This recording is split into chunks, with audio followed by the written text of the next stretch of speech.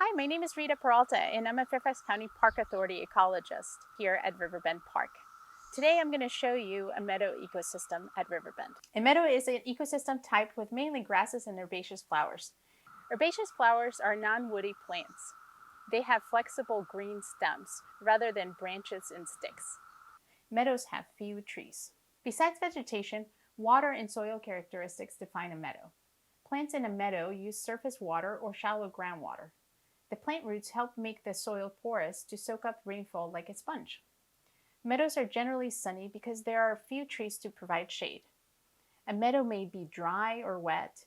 A wet meadow is a type of marsh wetland. We will talk more about wetlands in a different video.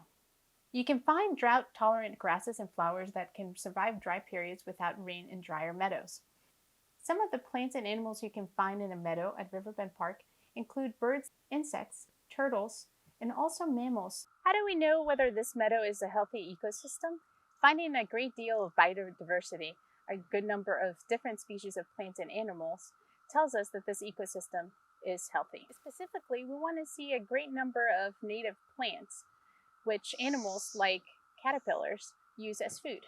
Caterpillars depend on certain native plants called host plants. How do human actions affect the health of this meadow ecosystem? Fires can help keep meadows healthy. After a forest fire, meadows would grow in the burned area before trees would eventually grow back. Once enough trees grew tall enough to shade the area, the ecosystem would change from a meadow to a forest. So ecologists use prescribed burns to maintain meadow ecosystems. These controlled fires help prevent trees from growing and replacing the meadow, and they also help prevent invasive plants from overtaking the area. After the burn, native grasses and flowers regrow.